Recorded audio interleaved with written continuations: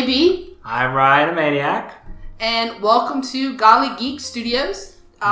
Movie reviews. Oh yeah, that's right. It is a movie review. Sometimes I forget what we're doing sometimes because I just go blank. But this is a movie review. It's fine. Yes, it's a movie review. Whatever. Anyway, we are on episode 3. Revenge of the Sith. Our continuation of reviewing all the Star Wars films leading up to the release of Rise of Skywalker. Even though we're super behind. It's fine. In fact, this is probably coming out just before December. It comes out in a couple weeks. We're super behind. You know what? It's fine. Okay? It's called life. Yes, life happened. I was in the middle. I had hand surgery. And then I had to write papers because I was in the final stages of the semester for college. And some of us got sick. I got bronchitis. Ain't nobody got time for that.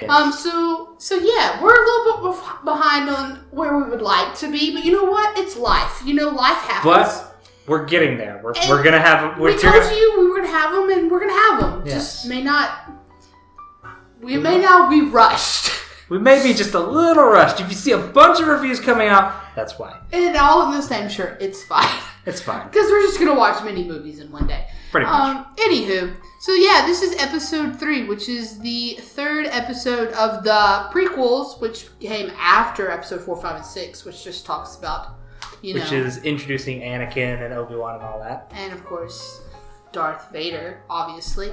So I'm just gonna let Ryan over here tell you a little bit about what happens in episode 3. Hopefully, everyone has already seen it. If you haven't, spoilers.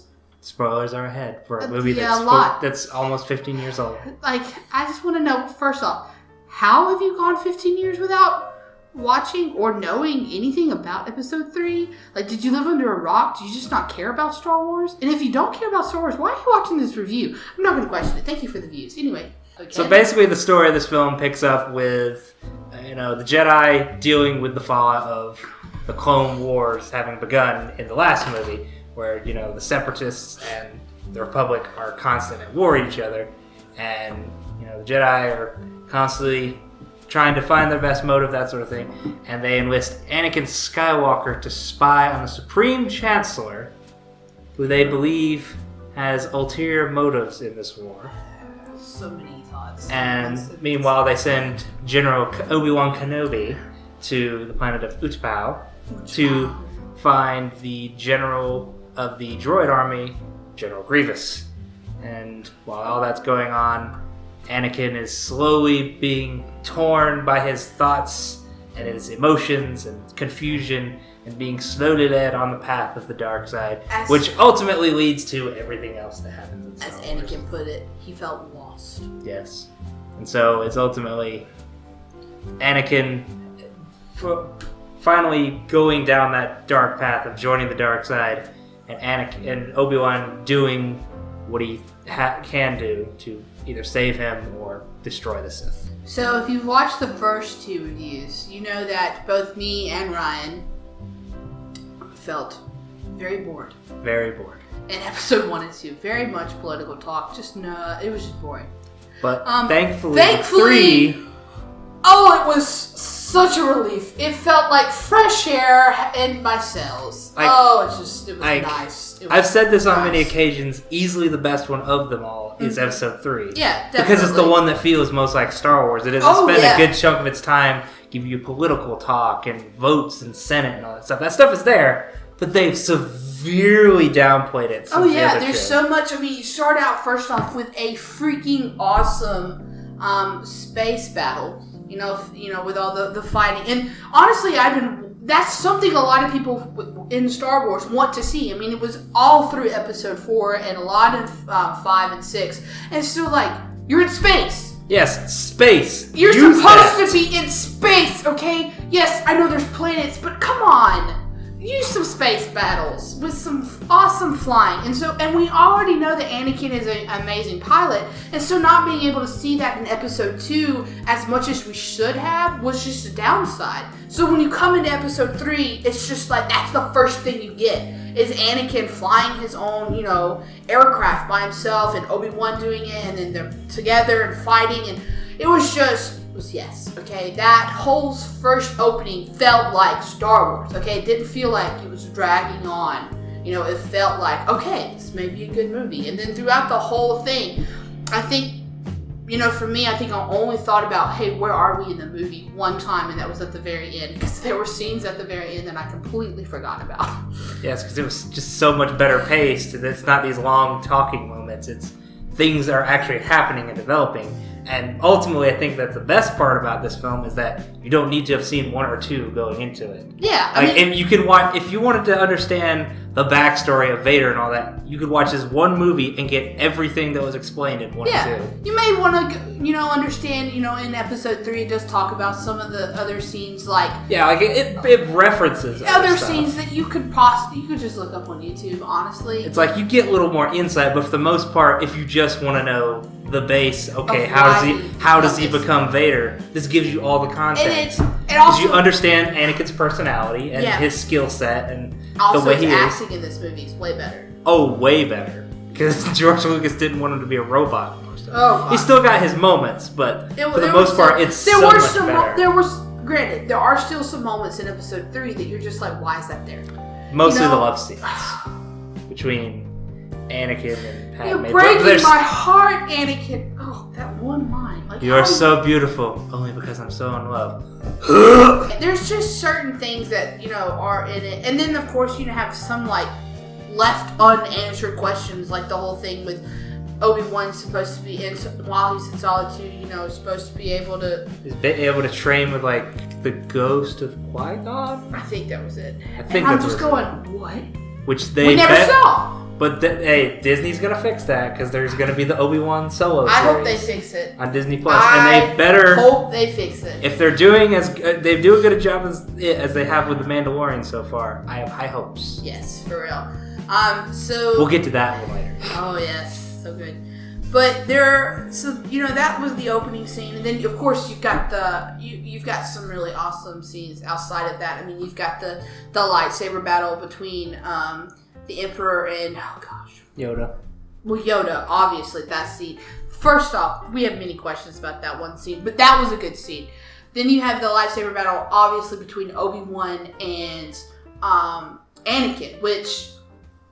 Phenomenal. Phenomenal. That one scene still gives me goosebumps, especially when you see him literally going into the dark side before, and you see his eyes have changed, and you see his whole colors changed, and then you see him with Padme, and you know how Anakin was at the beginning of the movie and how he is now, and you're just like, you've seen the descent into the darkness, and you're literally watching someone that you were like, hey, that's cool, he's a cool guy, and go into this, oh my gosh, that's actually Darth Vader. Oh yeah, that's scary. I kind of like you better with a mask on, you know? Because it's a scary look, and then as they're fighting, you see it more and more, and then of course... How that hatred just takes him up and yeah, fuels and you know, him. the last word she says to Obi-Wan in that scene is, I hate, and he fills it with so much hatred in that one line. It's like, wow, there's literally no saving him anymore. Like, he's too far gone.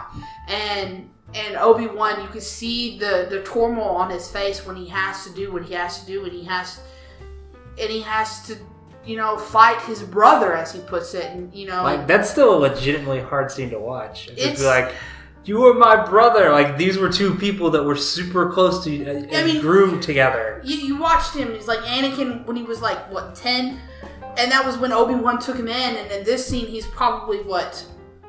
I think he's around 90. Drastically older. I don't remember how older, but... I don't remember. I think he's in his 20s. But still, in the same point, the point is, like, that's a lot of relationship times. And that was his master. So, you know, they spent more than just a few days together. And, you know, a few hours. So, it's like, to see that battle take place. And it's just...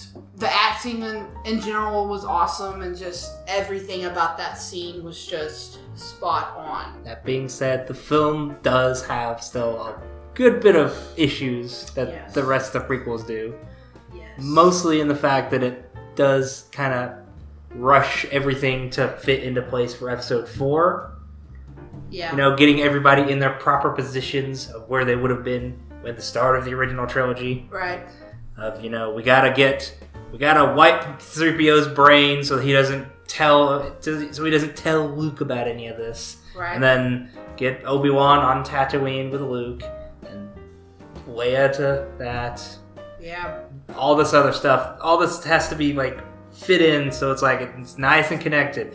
Only problem is, it does still have some continuity errors, being the fact of how is it in Return of the Jedi? Leia says she remembers her mother being kind and beautiful when she dies in childbirth, but there's a lot of things, okay, that just doesn't make sense. So the one thing that just bothers me is throughout this whole movie, you see parts where you're like, Anakin, if you just listen to him, hey, if they hadn't given this to Anakin, then he wouldn't have gone into the dark side. And like, they're like, okay, buddy, if you just listened, then he wouldn't have gone this way. Like, the one thing that made him go into the darkness was his fear of losing Padme.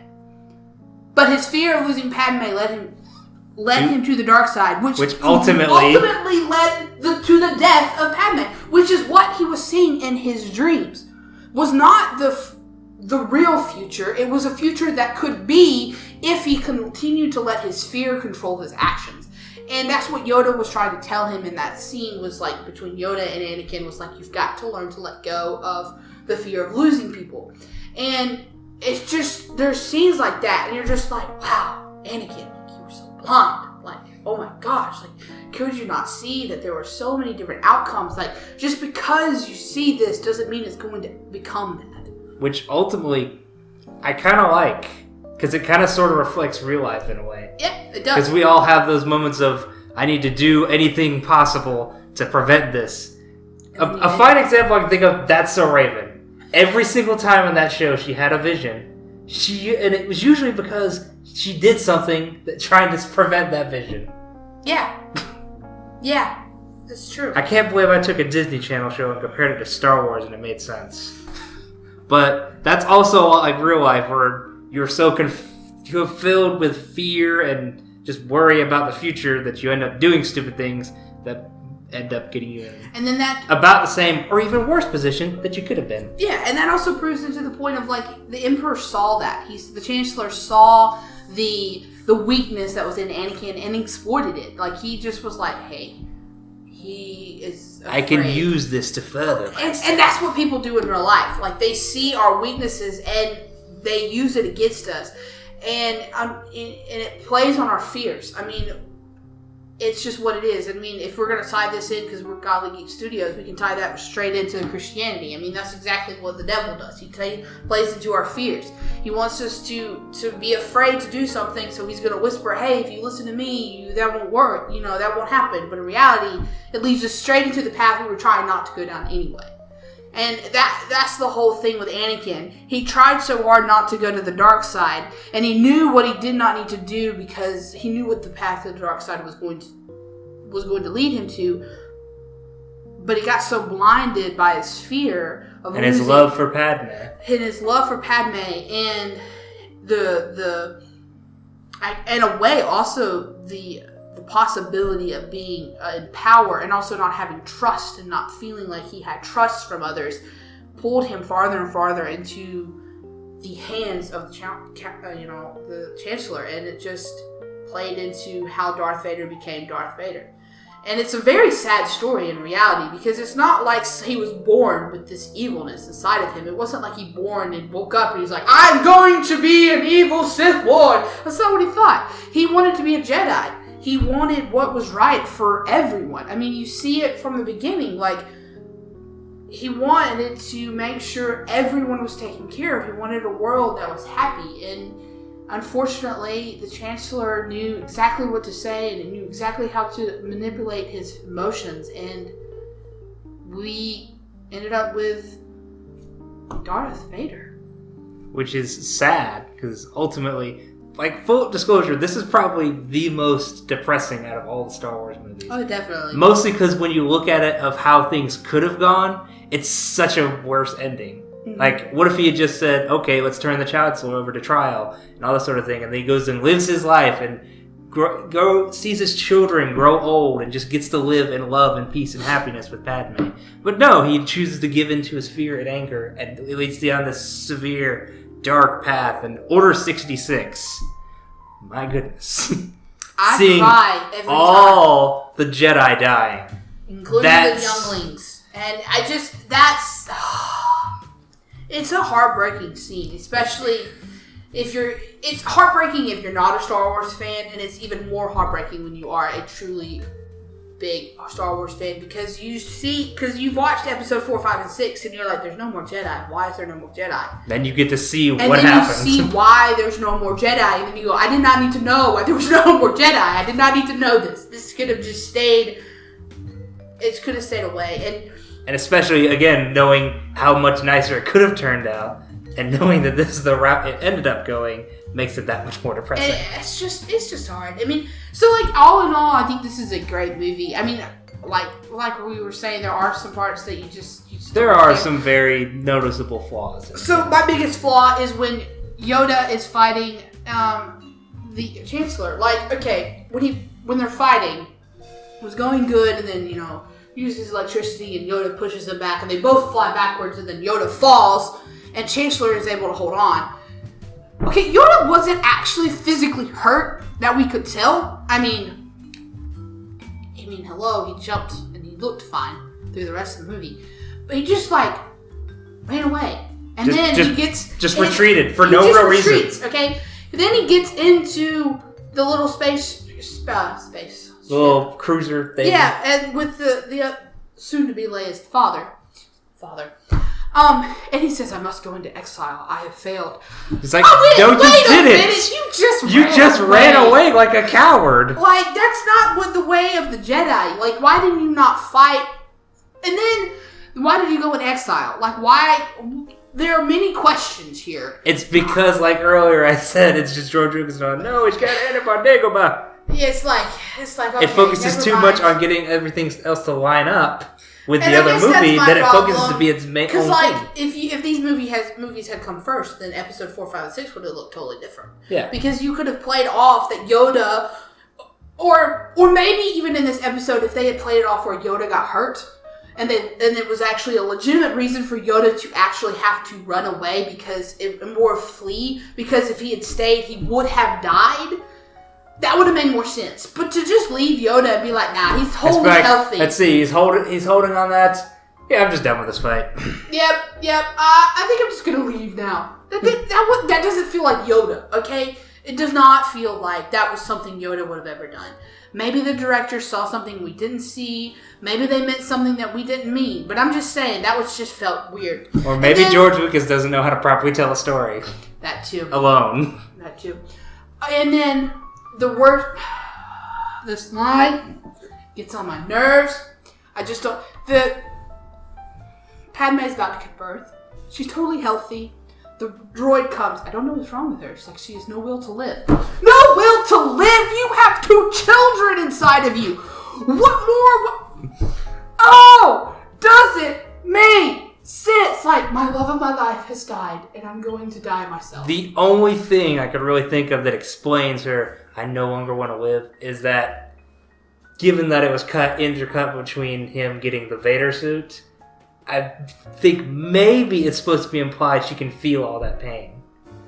Maybe. That's the only explanation I can think of. Maybe. But even then. And I'm not saying that she wasn't heartbroken over him going to the dark side, and not heartbroken that she, at this moment, thought he was dead. I'm not saying that that's not true. I 100% think that she did feel completely heartbroken. I mean, she loved the man.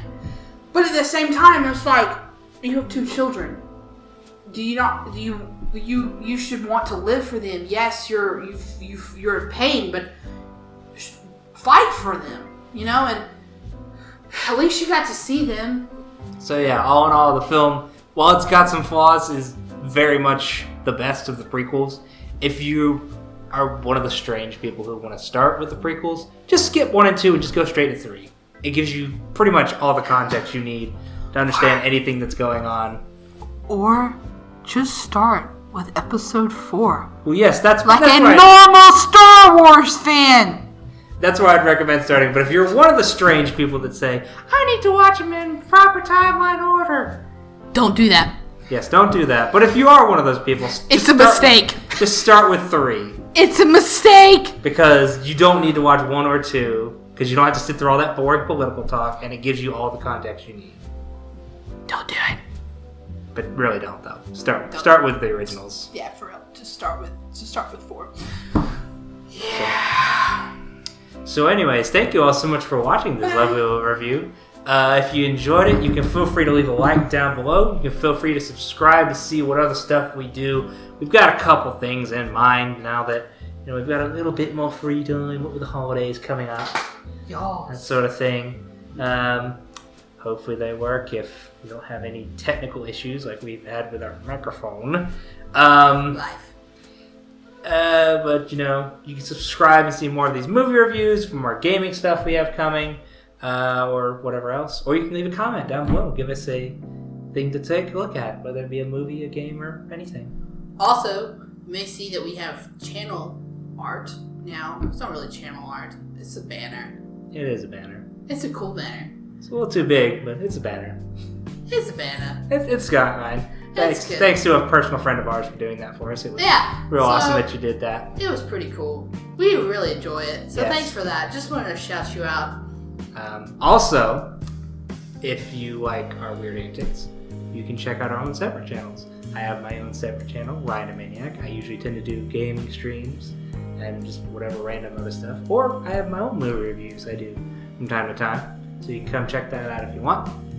Or you can check out AB's channel, which she has nothing on for yet, but she's gonna get there. I'm gonna get there. I just finished college this semester. It's been a whirlwind of life. She hasn't had time to make her own videos. But next semester I'm taking a semester off from school, so there you go. You can do some stuff.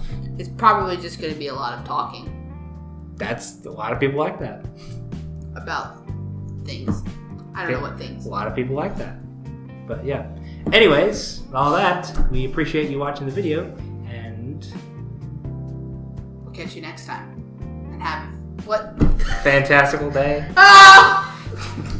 I think. I don't know. Have a fantastical day. We are still trying to figure this channel out. It's Black Friday. I worked all day. Don't be rude. We are trying to figure this whole thing out. We're getting there. Anyways, bye! Bye.